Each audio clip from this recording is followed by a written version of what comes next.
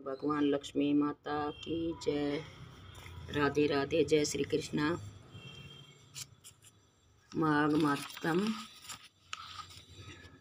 सब प्रकार के विंदनों का नाश करने वाले गणेश जी, सारी सृष्टि का पालन करने वाले भगवान विष्णु, ज्ञान की दाता सरस्वती जी, सब प्राणों के कर्ता श्री व्यास जी तथा सभी ज्ञानी जनों के चरण कमलों में नमस्कार करके भगवान की श्रद्धा और भक्ति रस में डूबे हुए माघ मास मातम की कथा कहता हूँ। माघ मातम की यह कथा सतयुग में स्वयं भगवान शिव द्वारा मातेश्वरी पार्वती जी को सुनाई गई थी। उसके बाद त्रेता युग में उन्हें महर्षि वशिष्ठ जी ने महाराज दिलीप को सुनाया था और द्वापर युग में भगवान दत्तात्रेय जी ने सहस्त्रबाहु को ये कथाएं सुनाई थी। सभी पापों से मुक्ति दिलाकर इस लोक में सर्व सुख, धन, वैभव, रिद्धि, सिद्धि और अंत में मोक्ष प्रदायक है यह पावन कथा। और माघ मास में शास्त्रयुक्त विधि से स्नान, व्रत व दान करने वालों पर भगवान विष्णु और महालक्ष्मी जी परम प्रसन्न बने रहते हैं। सभी मनोकामना की पूर्ति और अंत में मोक्ष प्राप्ति होती है। इसमें सबसे सख्त माध्यम है प्रयाग में माघ स्नान। मातम पहला अध्याय। सूत जी ने कहा, हे ऋषियों, भूमंडल के समस्त राजाओं महाराजाओं में श्रेष्ठ पुण्यात्मा और प्रतापी ईशांकु वंशी महाराजा दिलीप ने एक दिन अपने अनुचरों सहित सब प्रकार से पूर्ण सुसज्जित होकर वन में आखेट के लिए प्रस्थान किया। उनके अनुचर तथा सहायक भी सभी प्रकार के अस्त्र शस्त्रों से सुसज्जित थे। वन में पहुंचकर सभी शिकार की खोज में इधर उधर दौड़ने लगे।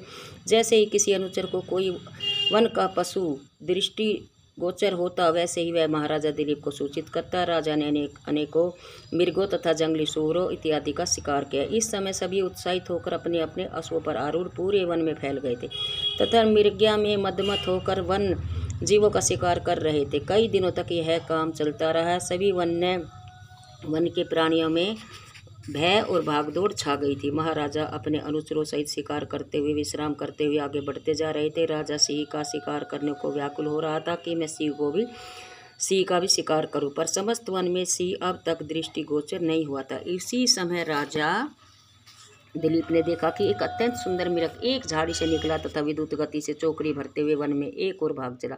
राजा दिलीप ने जैसे ही उस मृग को देखा, वैसे ही अपना घोड़ा उसके पीछे दौड़ाकर उसका पीछा करना शुरू कर दिया, किंतु मृग के भागने की गति इतनी तीव्र थी कि राजा का अश्व उसके पास पहुंच ही नहीं पा रहा था।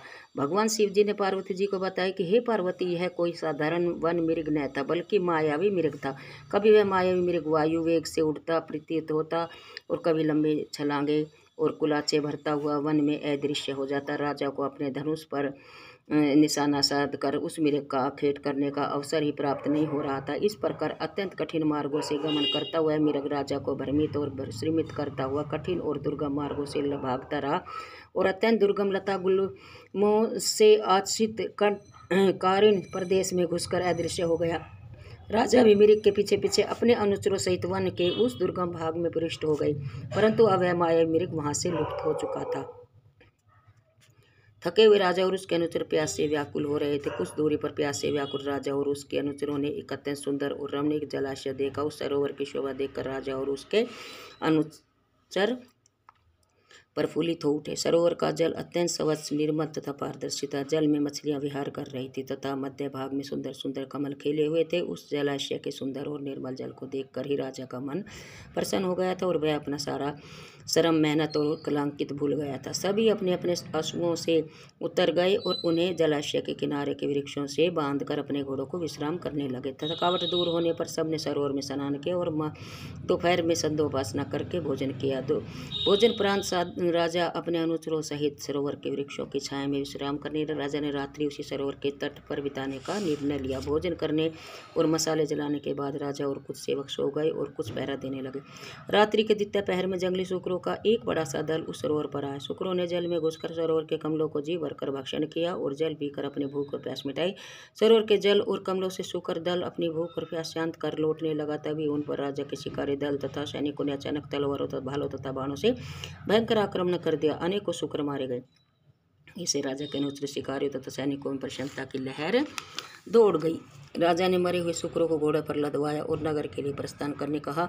महाराजा दिलीप दल बल सहित जैसे ही प्रस्थान करने को उद्यत हुए, उन्होंने अपने सामने एक अत्यंत तेजस्वी और दैवी आभा पर संपन्न तपस्वी को देखा। राजा अश्व से उतरकर आदर सहित ऋषि को शीश नवाकर प्रणाम कर खड़ा हो गया। यह तपस्वी और कोई नहीं, महर्षि बैखानस थे, जिन्होंने अपनी उग्र तपस्या तथा व्रतों की दिव्य शक्ति तथा महर्षियों पद प्राप्त किया था। महर्षि बैखानस ने राजा के बहुमूल्य वस्त्र आभूषणों को सचित दल बल को पहने ही देखकर राजा होने का अनुमान लगा लिया था। महर्षि ने गंभीर स्वर में कहा, राजन, इस पवित्र और संपूर्ण व्रत युक्त महा में आप इन वन के प्राणियों का संहार कर रहे हैं। यह बड़े ही दुख की बात है।